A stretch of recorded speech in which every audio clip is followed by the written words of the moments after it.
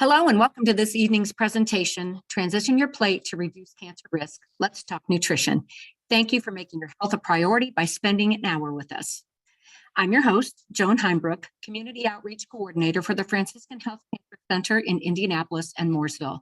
And I'm excited for our team to share some great information with you in this installment of our Cancer Education Health webinar series. This evening, with the help of one of our experts, we will help you better understand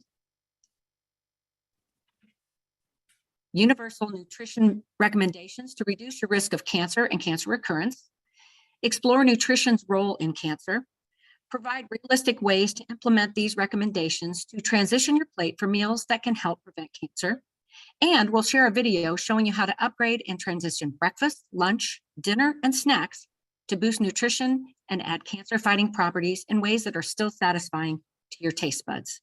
Now, before we get started, I'd like to share a few housekeeping items. For this virtual event, participants are muted. We ask that you remain muted to help us avoid background noise and interruptions. We have some great resources for you in our section, so make sure you download those items before the session ends. If you have questions to ask the presenter during the presentation, please type them in the chat window, and we'll be answering your questions at the end of the webinar, and we'll get to as many as we possibly can. Our awesome administrator, Kirsten, is taking care of everything on the back end. So if you experience any technical issues, type them in the chat window and we'll work to resolve them as quickly as possible. And if you miss anything, no need to worry. We'll send out the recording of tonight's presentation to you in a follow-up email. Franciscan Health is home to some of the country's most well-respected physicians and clinical specialists. And I'm excited to introduce you to one of them who will lead tonight's presentation. Mickala Parsley is an oncology dietitian with Franciscan Health in Mooresville, who sees firsthand how chronic disease can impact patients and their families. Mickala is on a mission to encourage healthier lifestyles to prevent cancer and other chronic diseases. Originally from St. Louis, Missouri, Mickala graduated from Ball State University with bachelor's and master's degrees in nutrition and dietetics. She completed in dietetics, including rotations in oncology at Franciscan Health. She fell in love with helping cancer patients and landed as the clinical dietitian, and we're so lucky that she did. Mickala is married, has 2 dogs, loves to travel, and as you might guess, enjoys cooking. And with the last name like Parsley, that makes sense. Mickala also has great social media presence, including her popular Sea Salt and Kale blog on Instagram and Facebook, where she shows that healthy eating doesn't have to be complicated, time-consuming, or expensive. So to get things started, we're going to start with a quick poll question just to see why you decided to join us this evening. So poll question number 1, what sparked your interest in attending this webinar? A, I've never had cancer but want tips on how healthy diet can help prevent it. B, I'm a cancer survivor and want to learn how to prevent my cancer from coming back. C, I've had family members with cancer and would like to learn how to use food to fuel my body and help prevent cancer. No wrong answers here. Just go ahead and give us your answers.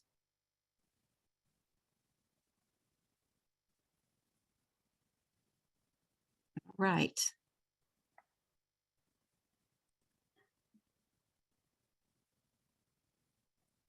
Okay. Oh, looks like it's pretty close. So people who are here for all different reasons. And we're hoping that you get a lot out of our information tonight with the information, the tips, recipes, and we're going to help get you on the road to better health. So now, without further ado, please welcome clinical dietitian Mickala Parsley as she walks us through how a healthy lifestyle of simple swaps can upgrade your plate and help reduce cancer risk one meal at a time. Take it away, Mickala.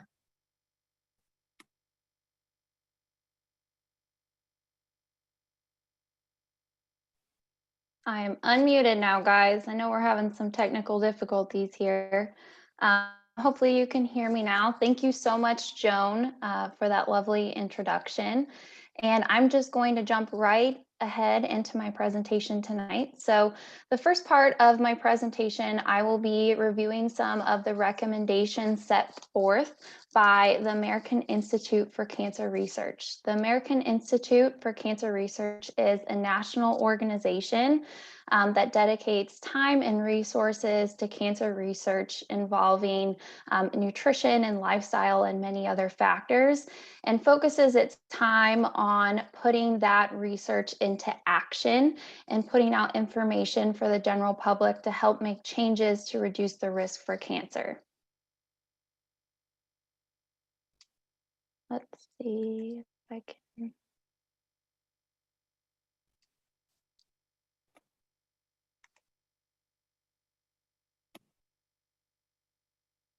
Kirsten, I don't know if you can take over and change the next slide for me. Perfect, thank you so much. So the first recommendation that I'd like to review is to be a healthy body weight. So actually 13 different types of cancers associated with someone being overweight or obese. And I'd like to point out one of these cancers specifically, and that being postmenopausal breast cancer. And the reason why I want to touch on this tonight is that is the most prevalent cancer among women in the United States. So this is a really important topic to be discussing tonight, especially when it comes to cancer prevention and how we can help to reduce our risk. There are many factors into how someone being overweight or having an excessive amount of body fat can lead to cancer development. And you might be looking at this list here and being like, what in the world do these things mean? Well, basically, all of these factors, all of these levels we've seen, insulin like growth factor, estrogen, leptin, which is a hormone, and inflammation. If we have too much of this within the body, our normal checks that happen within our immune system to identify a cell that has DNA damage that could potentially cause or turn into cancer and a malignant tumor, we are unable as an immune system to identify that and destroy that. So all of these things really hinder our body's own ability to prevent cancer. Next slide, please.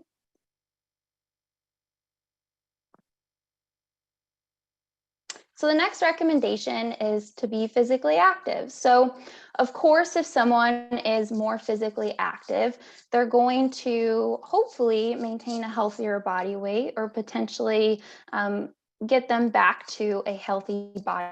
So that coincides with that.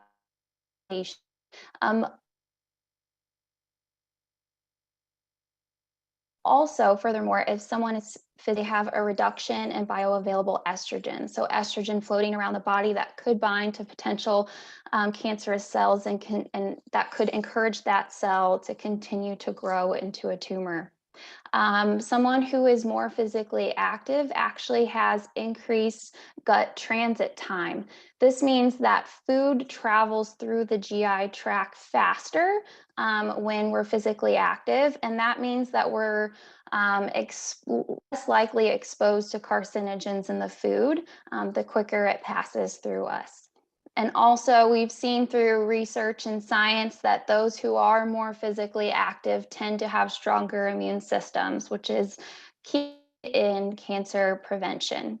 The recommendation set forth by the American Institute for Cancer Research currently for cancer prevention is 150 minutes a week. That breaks down to 30 minutes a day, just 5 days a week. And I'd like to point out that that doesn't mean that you have to do 30 minutes in one sitting. You can break that up to what works for you.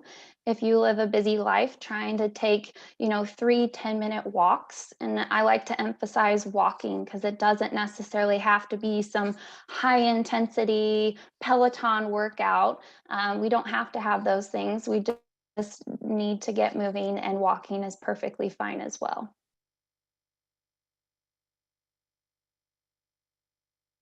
Next recommendation.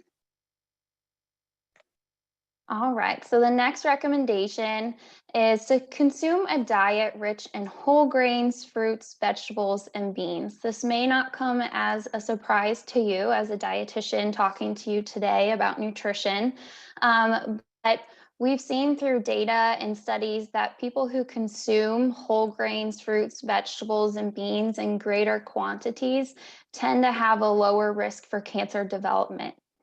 And when I talk about this topic with patients, I like to talk about not only is it important to consume these in general, but trying to work on getting a greater variety of these foods. So you can see with this chart here that when we eat different colored plant foods, so our fruits, veggies, beans, and whole grains, we actually will be receiving different nutrients from each of those colors. So at the very top, you might notice that there is the color red. And when I think of red food, I definitely think of tomatoes.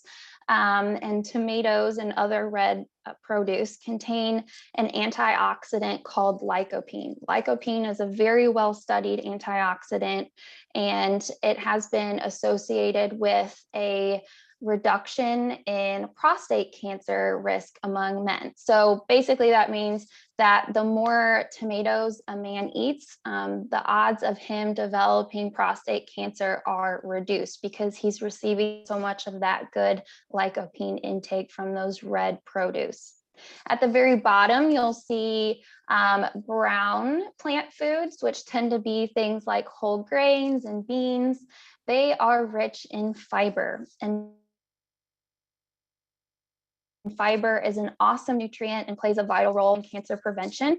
It almost acts like, I like to explain it as scrubbing bubbles throughout the GI tract. It helps to kind of keep things moving, keep things nice and clean, and remove carcinogens that may be hanging around in the GI tract from food.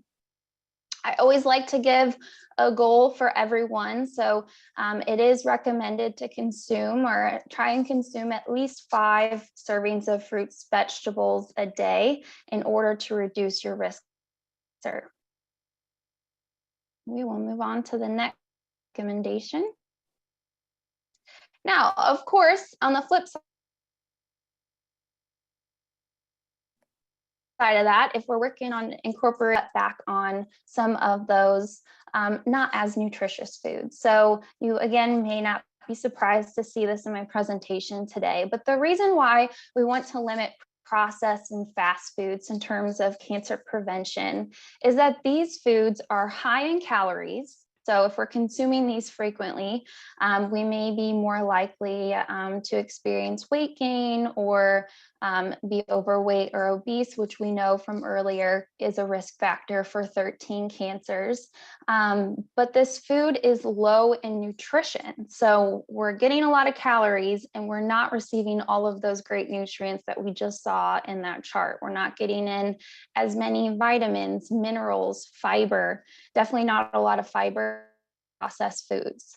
And so that is why that's kind of on here in terms of cancer prevention. We will go ahead and move on to the next slide.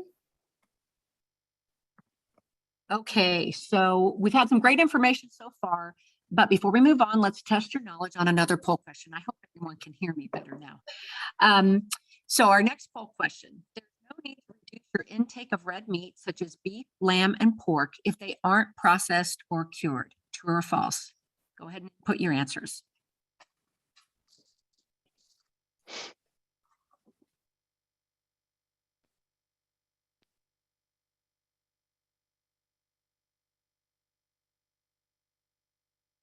Okay, and we want to thank you for being engaged in our poll question so far. And you're right, the answer is false. Red meat should be limited in a healthy diet, regardless of whether or not they're processed or cured. And Mickala is about to explain why.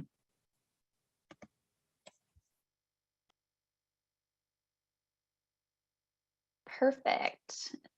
And so just like that poll just showed you guys, we do want to limit red and both processed meats in terms of living a lifestyle to reduce our risk for cancer.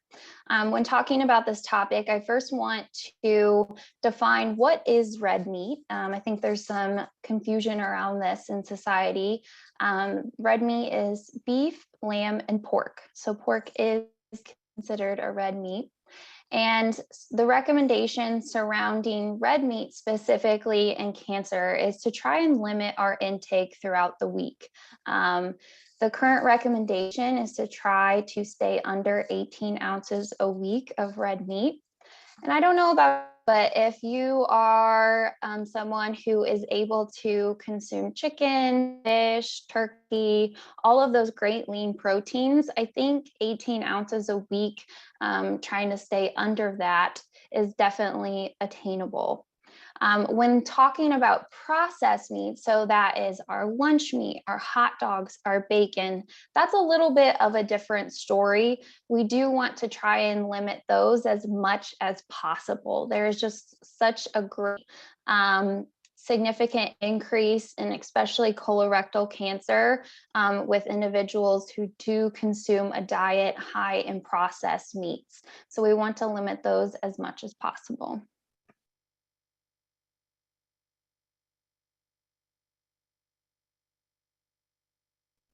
Next recommendation I want to talk about tonight is to limit sugar sweetened beverages.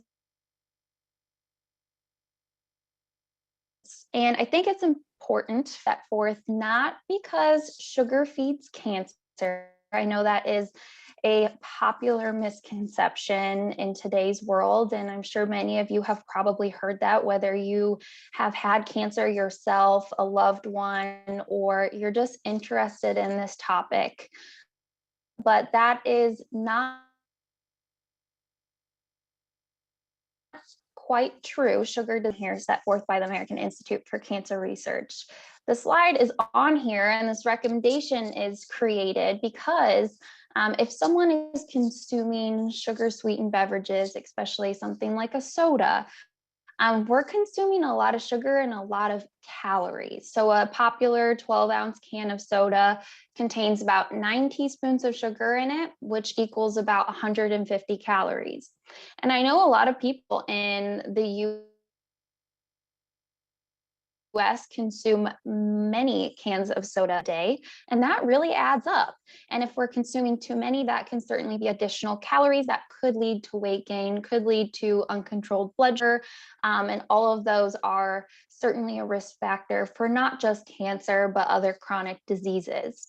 I also kind of want to bring up here that I know there is also a lot of misinformation out there surrounding artificial sweeteners. So if we're wanting on our sugary drinks, many will reach for sugar-free or artificially sweetened beverages, and then they think they're doing something really good for their health, and then they read an article that that causes cancer. There is currently no research that links artificial sweeteners to cancer development in humans, and cancer agencies and the FDA do deem this safe and are not linked to cancer. So I don't want you to leave here and start seeing that information and think that that's also another fear for you. But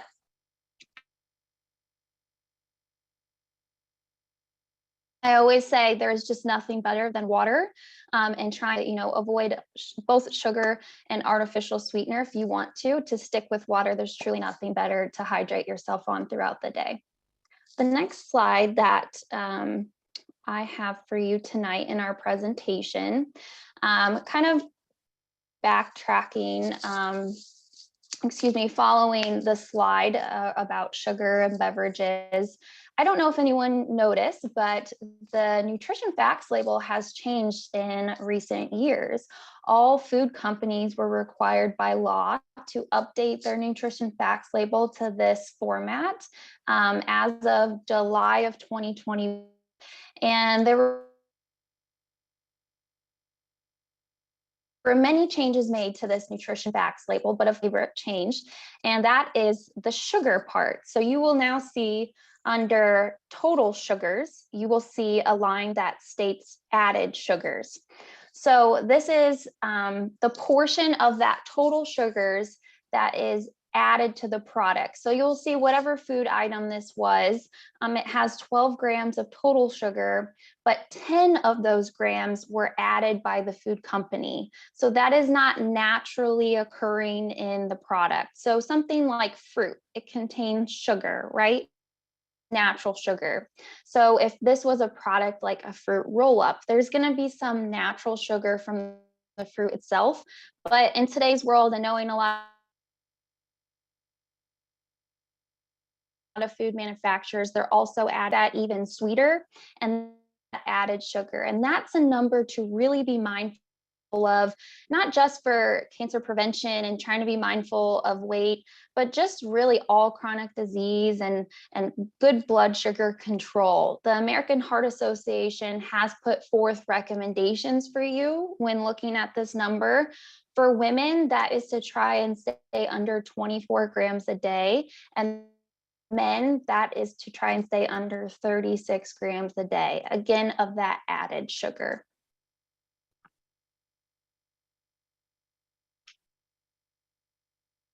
Perfect. So our next topic of discussion is another one involving beverages. And that is that for cancer prevention, we do want to limit alcohol consumption. And I think this is a really big one because in today's world, we know that smoking has such a strong link to cancer. But I don't think it's as well known in today's society that alcohol has a strong connection to cancer. And I think part of that is it's such a big part of our social gatherings, of all of our parties, sporting events, and it's just a big part of today's world. But it's important for us to know this. There is an increased risk, especially of certain head and neck, esophageal, liver, and colorectal cancers with alcohol consumption. And the reason why is that alcohol truly is a carcinogen itself. So when we consume alcohol, many things can occur within the body that again impairs our body's immune system to regulate cells and cell division and identify cells that are damaged or have mutations that could potentially become shocked to hear this and didn't know that alcohol consumption actually increases estrogen within the body. So if we have an estrogen sensitive cancer, we do definitely want to be mindful of alcohol. Now, when I talk about alcohol with patients, a lot of people will be like, well, Mickala, red wine is good for me, so that's what I drink. And certainly there's been a lot of information put forth from studies that shown that red wine has been linked to heart disease. And that is because red wine is a really good source of an antioxidant called resveratrol. And that is the reason that it is linked to reduced risk of heart disease. That resveratrol antioxidant is very heart healthy. But there are food sources, so we don't have to get it in red wine. Grapes, of course, that's how we get our red wine, are a good source of that. Cranberries, blueberries, peanuts, and cocoa all are an excellent source of resveratrol. So if you're worried about that and that's why you're drinking red wine, just know that there are good food sources.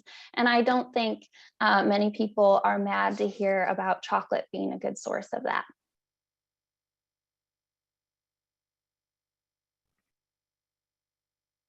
Next slide, please. All right, so this is the last recommendation we're going to talk about tonight, but it's a really interesting one, and so I really wanted to include it. Now, I know breastfeeding may not pertain to everyone on tonight's webinar, but breastfeeding, I think in society, we know it's really good for the baby, but there's not as much information out there for the general public about how good it is for the mom too. So breastfeeding is actually linked to a reduced risk for both pre and postmenopausal breast cancer. And if you remember me earlier talking about postmenopausal breast cancer is the #1 cancer among women in the United States. So again, this is something that's important to think about for us as Americans. Women who are able to breastfeed, the longer they breastfeed, actually they result in a greater reduction of breast cancer risk. And this isn't just for that one baby, but it also accumulates with every child. And what's kind of interesting is how does that really reduce your risk for breast cancer? The action of breastfeeding is very exfoliating and it helps the body to eliminate cells from the breast tissue that could potentially be older or have mutations that could turn into cancerous cells. And also, as a woman breastfeeds, typically she's not having her period. So she's not having as much lifetime exposure to estrogen within the body. Another reason why that could be the case is why women who breastfeed have a reduced risk of cancer.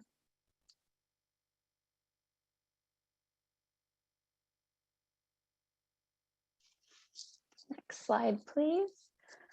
All right, so following those recommendations, I wanted to dive a little bit deeper into something called phytochemicals.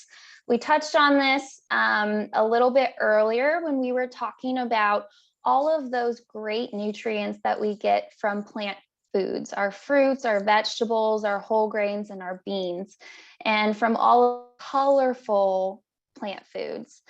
So phytochemicals are chemicals naturally found in plants, and these are good chemicals. So not all chemicals are bad.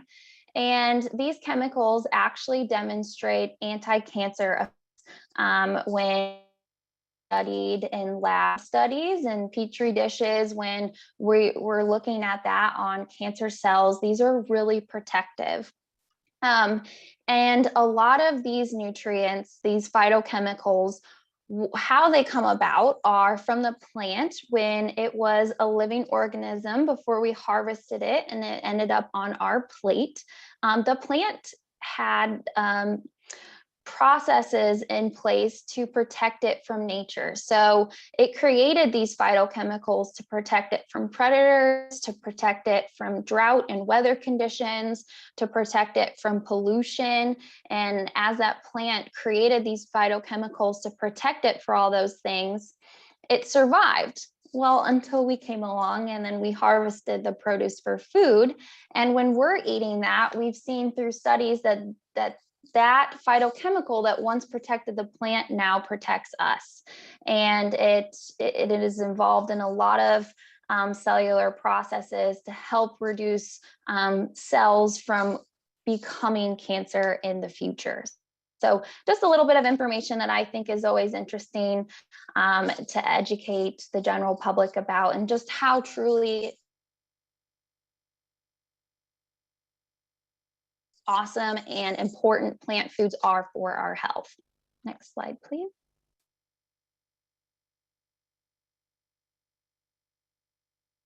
All right, and just to show you guys that a little bit more with a visual, definitely a visual learner myself. I don't know, I've never even seen how it becomes about in the body. So all cancer begins truly with one cell. And something happens to that cell that causes damage or some type of mutation or error within that DNA that causes that cell to be different and potentially continue to replicate and divide. And as you see with this graphic, continues to go on to growing into a tumor, which could eventually break apart and become malignant cancer. So there's different that can cause damage to that initial cell, viruses and radiation. All of these things can cause that damage and eventually cause that process to create cancer. You'll see on my list here, I have 3 of these that have asterisks by them, and that's because nutrition and nutrients, a lot of those chemicals, different antioxidants, minerals, this is where those come in and actually help reverse that damage or prevent that damage. And this is how you can truly see how important nutrition is to help repair that cell so that it never continues on this journey to becoming a cancerous cell. Hopefully you guys found that useful. I think it's a nice graphic and wanted to talk about it tonight.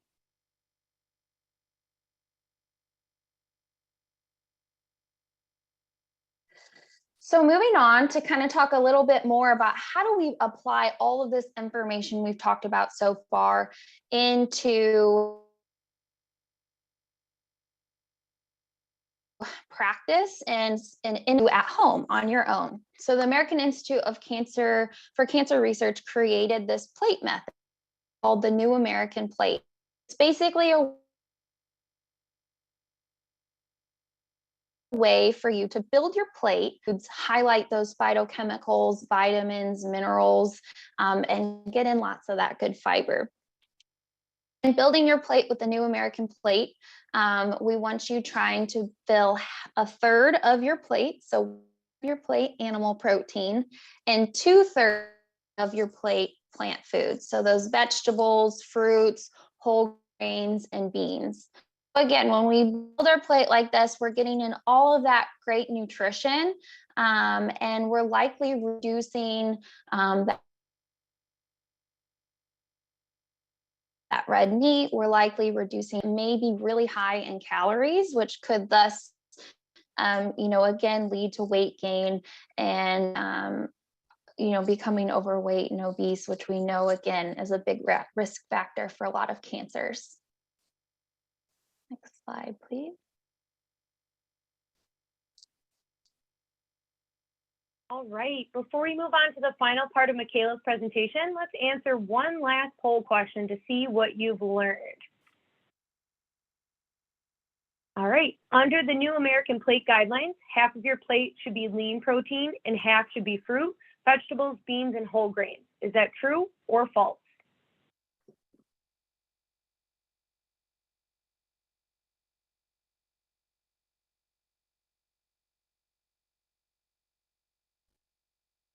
All right, wonderful. Looks like we got a lot of participation here. 91% of you said false, and that is the correct answer.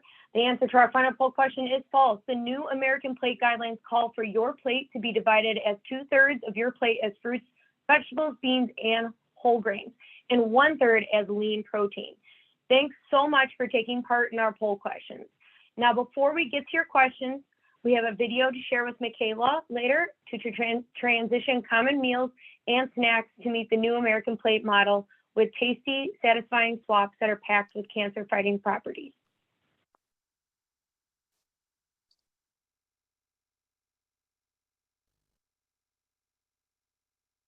So real quick, before we move on to our video that we have for you, I had this little graphic to kind of just talk about how can we transition our plate to actually, every day build our plate with 1/3 animal protein, 2/3 plants. The typical American plate tends to be very meat heavy, not a lot of colors. So of course, those mashed potatoes, French fries, maybe some peas in there to stage 3. But I have this graphic because I like to work with my patients realistically. If we have ate a certain way for 50+ years and it's really hard for us to imagine changing our diet, just take it slow. Start slowly reducing that animal protein on your plate if you're used to having a really large portion of it. Start slowly adding more colorful fruits and vegetables to your plate. Start slowly adding in those whole grains. You don't have to go 0 to 60 here. Those small changes, if you only stayed at stage 2 and never made it to stage 3, you're making beneficial changes to your diet to help reduce your risk for chronic disease. Certainly, we'd love to see you get closer to stage 3. I wanted to touch on that quickly before we jump right in.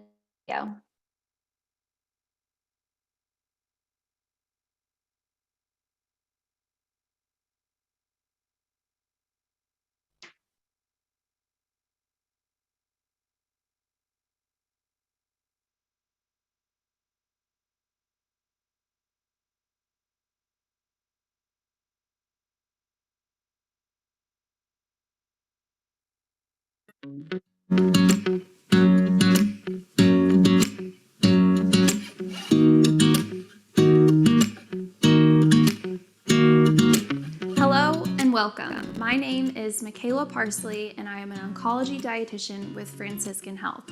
And today I am so excited to share with you simple ways to transition your plate to promote cancer prevention. The foods we focus on and make a majority of our diet can impact our future health. The American Institute for Cancer Research has created a plate method called the New American Plate. The New American Plate method highlights foods that may reduce your risk for cancer and reduces foods that may increase your risk for cancer. And it also promotes an overall healthy diet. When building your plate with the New American Plate, you will make 1/3 of your plate a lean protein option and 2/3 of your plate plant-based foods, all of which include fruits, vegetables, whole grains, and beans. Now, as a dietitian, I know how easy it is to talk about implementing dietary changes, but actually doing it in the real world can pose a greater challenge. So today, I'm going to walk you through 3 meals and a couple of snacks and how we can alter our plate to be more in line with the New American Plate and reduce our risk for cancer.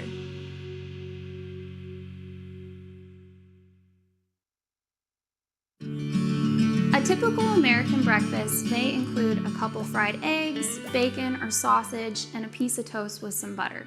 Although quite satisfying, this isn't the most nutrient-dense meal and isn't quite in line with the New American Plate method promoting cancer prevention. So let's see how we can revamp this breakfast meal to be more in line with the New American Plate method. Today, I have a breakfast plate here that still incorporates eggs, which are our lean protein option, but we've added some veggies in there to help promote nutrient density, vitamins, minerals, phytonutrients that may reduce our risk for cancer. So we've got the veggie egg bake. We switched a white piece of toast for a whole wheat, whole grain piece of toast. And instead of butter, today we have added some avocado on there, which if you've never tried that on your toast, it's creamy and delicious just like butter, but much more healthier for us and includes healthy fats. And then we've added some fruit on the side for some extra sweetness and extra nutrients. To make a breakfast like this, one could make a veggie egg omelet, or if you're like me and you're on the go, you have a busy lifestyle, you want something quicker and easier in the morning. So I love this veggie egg bake, and I'm going to show you just how easy it is to make it at home.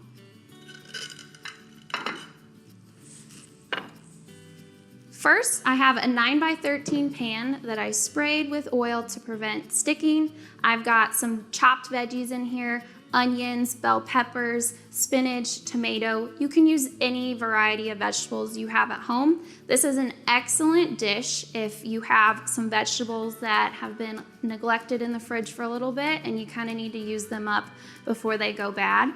Just throw all those veggies in here, and then with a whole carton of eggs, so 12 eggs, you will mix up in a bowl. Add whatever seasoning spices you would like. I've got some salt, some pepper, some garlic powder in here. And then I've also added a 1/2 cup of cheese in this. And we are simply just going to pour this over, incorporate thoroughly, and then we can bake in the oven at 350 degrees for about 30 to 35 minutes or until the egg mixture is set through. So we're just gonna pour this in here. And like I said, we will just incorporate all of the egg and the veggies and cheese and throw it in the oven.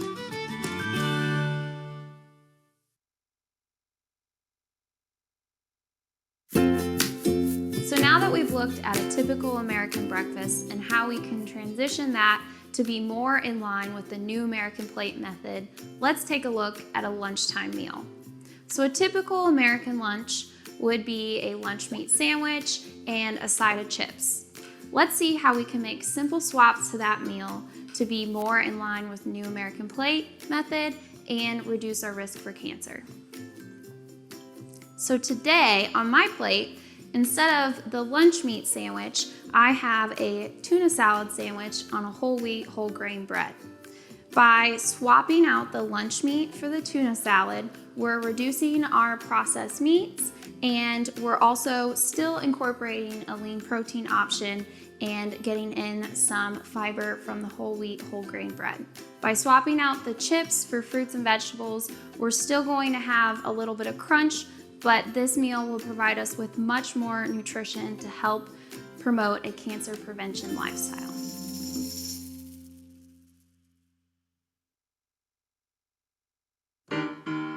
So now that we've taken a look at a lunchtime meal, let's move along to dinner time. I would say a typical American dinner might incorporate a spaghetti or pasta of some kind and a side of garlic bread. Who doesn't love a pasta night? But let me show you how I have pasta night at my house that incorporates vegetables and whole grains and develops our plate in a way that is more in line with the new American plate method. So today I have whole grain noodles for a little bit extra nutrients and fiber, and a turkey pasta sauce with some sneaky veggies in there, with a side of salad. Now, by making half our plate a side of salad, we're going to incorporate a lot more vegetables, keep this a little bit more of a low-calorie meal, promoting a healthy weight, and still incorporating lots of awesome nutrition to help reduce our risk of cancer. Now, to make your healthy pasta sauce at home, we are going to heat a pan over medium to high heat. You're going to add your favorite cooking oil to the pan, and then to the pan, we will add a pound of lean ground turkey. Now, I like to use turkey because it's a lean meat. We want to reduce our consumption of red meat to reduce our risk for cancer. And so turkey is an awesome option for pasta sauce to still incorporate a lean protein and some nutritious meat option. So now that our turkey meat is almost all the way cooked, I'm going to add a bunch of vegetables to this pan. Now, I've got a mixture of squash, some tomatoes, some onions, but you can use a mixture of whatever vegetables you like at your house. So we're gonna cook the veggies with the meat and keep cooking that until the meat is fully cooked and our vegetables are soft. So now that our veggies are nice and soft and sauteed, I'm going to add a jar of pasta sauce to the pan. Now, my pro tip for pasta sauce when you're in the grocery aisle and you're trying to purchase a better for you option, I recommend looking for a no sugar added pasta sauce. This can be a sneaky source of added sugar in your diet.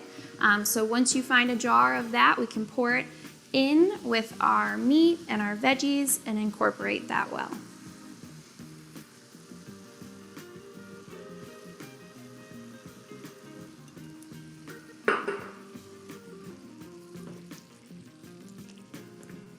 So now that we have our sauce incorporated in with our meat and our veggies that we sauteed, I do like to go ahead and add some spinach to the pan. You can also add some kale if you prefer kale, but I like to add that at the end because it doesn't need as much time in the pan to kind of soften and get wilted. So I will stir this and incorporate this well. So there you have it. Now you can see how easy it is to incorporate more vegetables into your pasta night at home. And again, I would recommend serving this over some whole grain, whole wheat noodles with a side of your favorite salad to have a nutritious and delicious balanced meal that is in line with the new American plate method.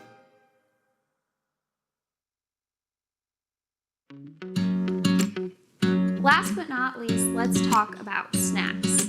I'm a big snack person myself, so I love to incorporate healthy snacks into my everyday diet. When that afternoon hunger strikes, instead of grabbing a bag of chips for that crunch factor, we can certainly build a little snack plate with a wide variety of crunchy veggies and an awesome hummus dip, or maybe you need a Greek yogurt dip. Anything that is your favorite dip, pairing it with a crunchy vegetable will be an awesome snack and also nutritious for you as well. Now, if you have more of a sweet tooth like me and you tend to gravitate towards a bag of cookies or whatever baked goods you have around, you should definitely try out my favorite apple nachos. They're so easy to make. You simply slice up your favorite apple, drizzle some peanut butter, maybe some almond butter, your favorite nuts like walnuts or pecans, some mini chocolate chips, some unsweetened coconut, maybe even some raisins. And this will certainly satisfy your sweet tooth, but also providing you with so many awesome nutrients that can help reduce your risk of cancer. Thank you so much for joining me today. I hope you learned a little bit more about how you can build your plate utilizing the New American Plate method at home. I would like to give a special thank you to the cancer support community for allowing us to use this amazing kitchen today. If you would like more recipes and tips from a registered dietitian, you can follow me on social media at Sea Salt and Kale. Thank you.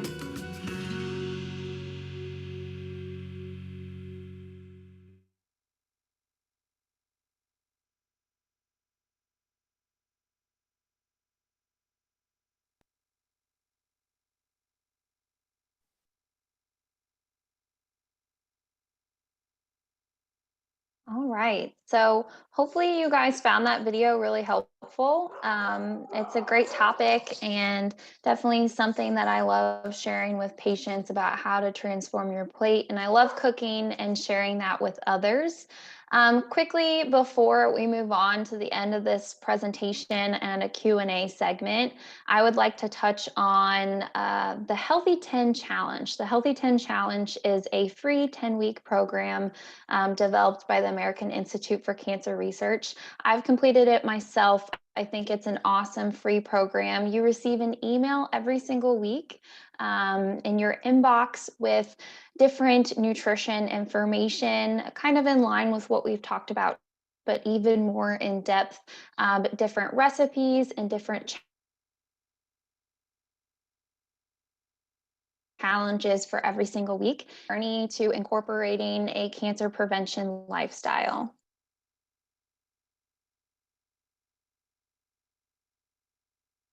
Okay, thanks, Mickala, so much for showing us how to make some easy, healthy swaps to upgrade our meals.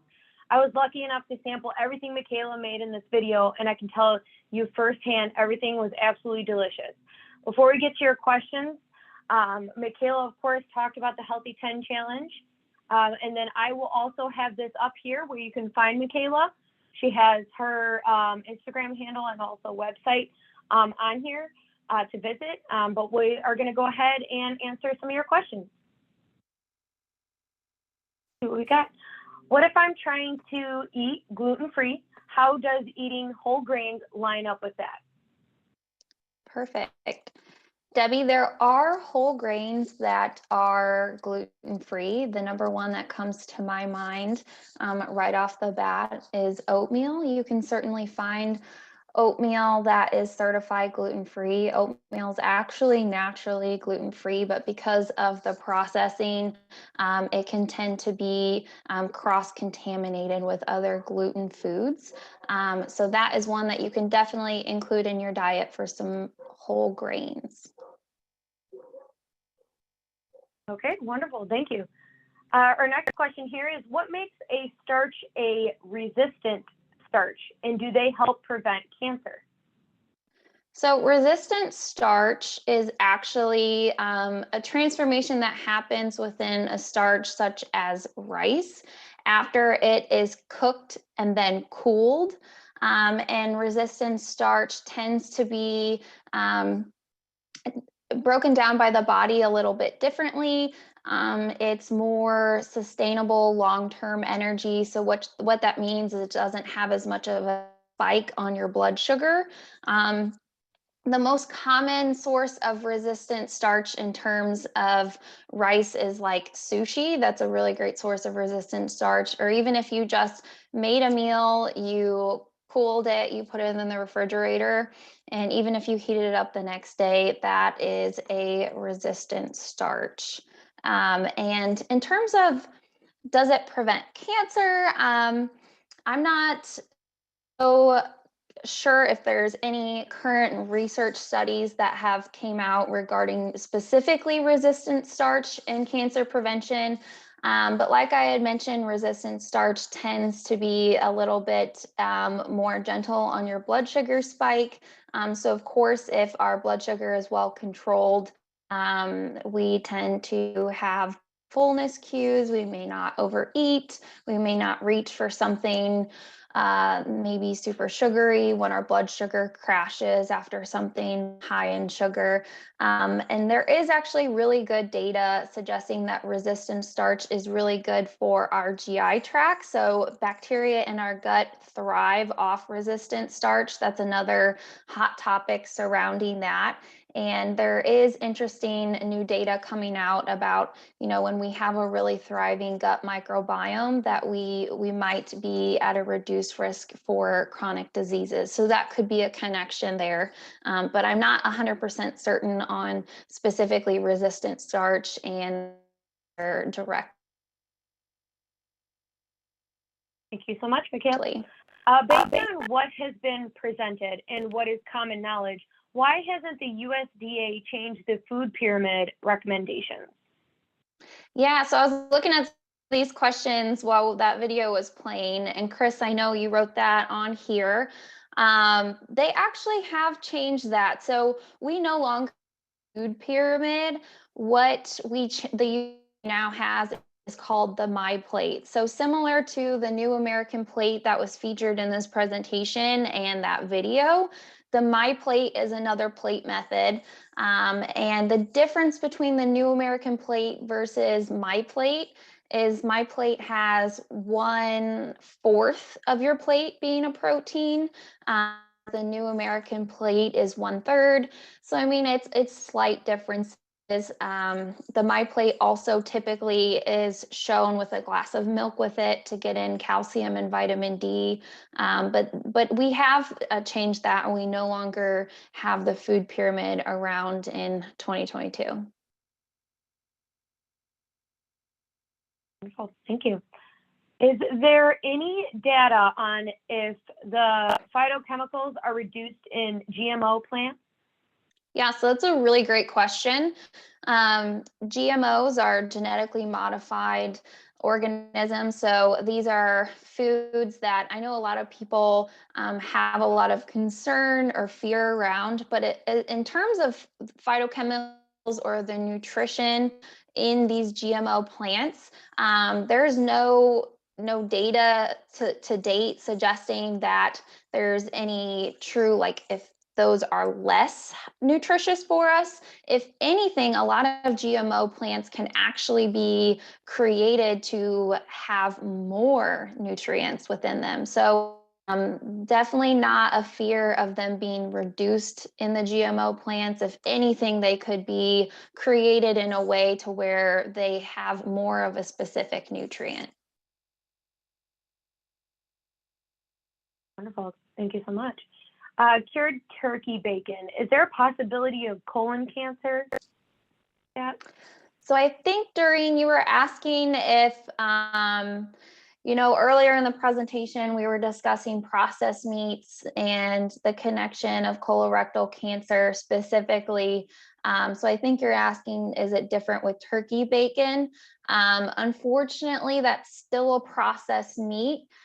There's a couple different reasons. We're not 100% sure why there is such a strong link there, but it's the way these meats are processed. So it doesn't matter if that came from pork or if it came from turkey. It's the way that bacon is processed. Typically, nitrates are added to that bacon, and those are carcinogens. There's concerns that maybe it's the high salt in these products, which I know a lot of people will switch to turkey bacon to limit their salt, but turkey bacon still is pretty high in sodium. It's just less than the pork bacon.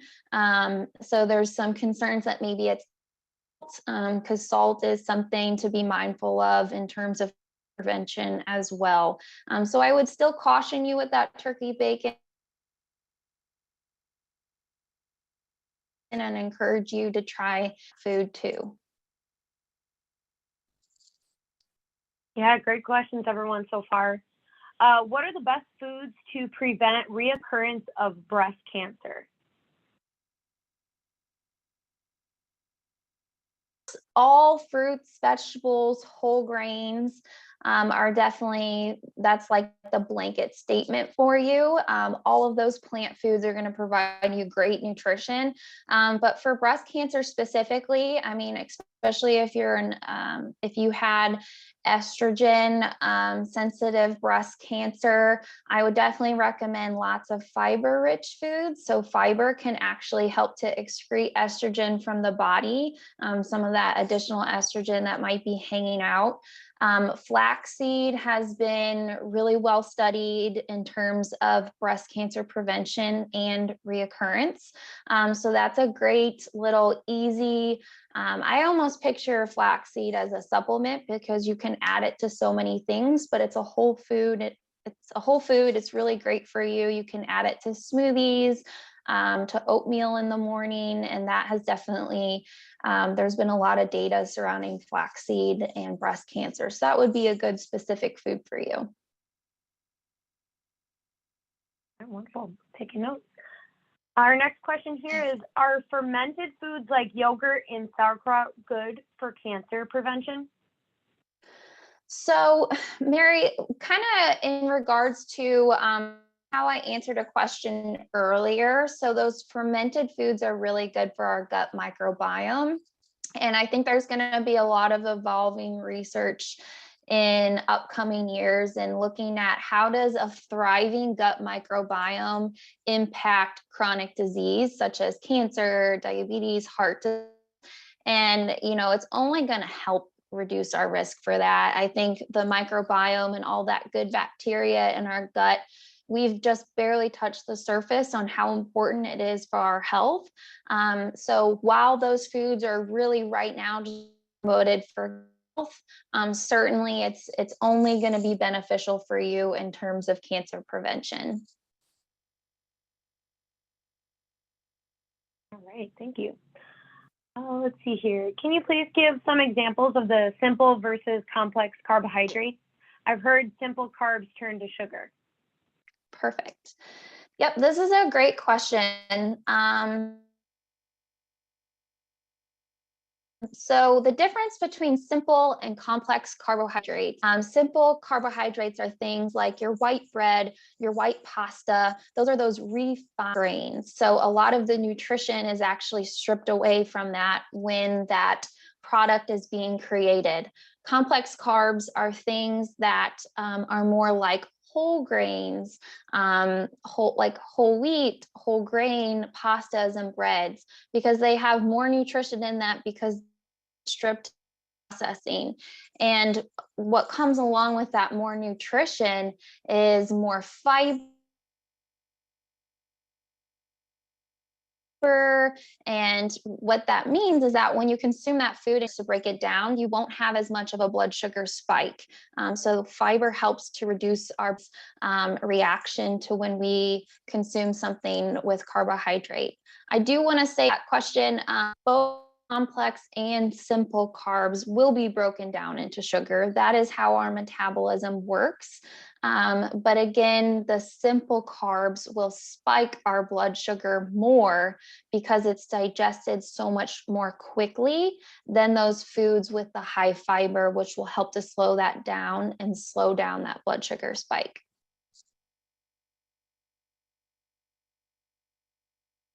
Okay, wonderful. So let's see here. I think we have time for one more question. And then if there are any questions that we might have not answered today on our webinar, we will pull your questions and answer you guys via email, or we will call you guys to make sure you get your questions answered. So we are going to do one more for this evening and we'll wrap up. Of course, everyone will receive the recording of the webinar too at the end as well. Let's see here. I like that first one, the red meat one, if we can do that. Perfect, perfect. Yeah, let's do that one. I reduced my red meat intake and found I was anemic. What should I eat that is high in iron? Any suggestions? Yeah, so I think that's a really good question, Lisa, because,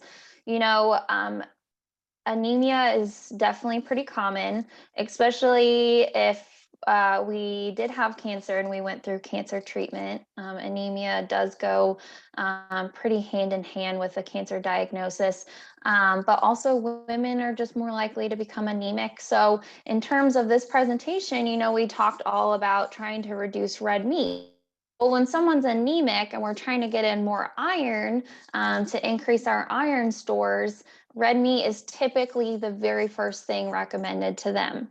And that's a good recommendation when specifically looking at iron, because that is such a high source of iron. So this might sound a little gross to some, but red meat has a lot of blood running through it, and iron is what's in our blood. And so it's in the animal's blood. And that's why when we consume something like that, it helps our iron stores so quickly. There are places of iron, specifically beans are a really good plant source of iron. Some leafy greens are a good source of iron, but the big difference between plant sources of iron and animal sources is our body just absorbs animal sources so much quicker and easier. So if you do look further into this topic and you look up some plant sources of iron, the number one recommendation I'd like to make with that is when you consume that plant source, so those beans or those leafy greens like spinach or kale, to pair it with a source of vitamin C.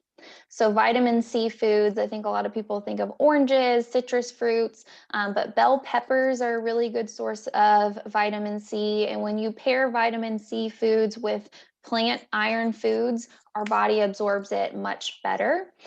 So that helps that. Aside from the red meat, pretty much any animal, and kind of going back to that blood topic that might be not everyone's favorite, any animal that had blood running through it is going to provide us with iron. So even our lean meats like our chicken and our fish will give us some iron too. So keep that in mind. Meat is just the highest source and just a little bit more iron dense. And that's why that's usually the first thing recommended to you. Wonderful. Well, that was our last question of the evening. Of course, we'll answer any of your questions later on, and also you'll receive the recording. Thank you so much to our expert dietitian, Mickala Parsley, for sharing so much helpful information with us this evening. We also want to give a shout out to Cancer Support Community for letting us use their beautiful kitchen for filming Mickala's video. And please consider following Mickala at Sea Salt and Kale on social media. I follow her and I learn something new all the time. Well, tonight Mickala showed us how to upgrade our plates and meals at Sea Salt and Kale. Mickala offers loads of great information, including quick and easy recipes, healthy swaps, and even how to upgrade your grocery cart, all to reduce your risk of cancer and other chronic diseases. Finally, thanks to all of you for attending tonight's webinar, Transition Your Plate to Reduce Cancer Risk, Let's Talk Nutrition. We understand that your time is valuable, so we thank you for prioritizing your health to spend some time with us this evening. Once again, we'll send you an email with a recording of this session. Feel free to watch it again and share it with others who might find it helpful. You'll also receive a brief survey about this webinar and its content. And I know a lot of people are asking about the recipes. We are definitely sending those out to you as well. Your feedback is truly important to us, and will help make future seminars even better. So please take a few moments to fill the survey out at the end. On behalf of everyone at Franciscan Health, thank you for being with us and have a blessed evening.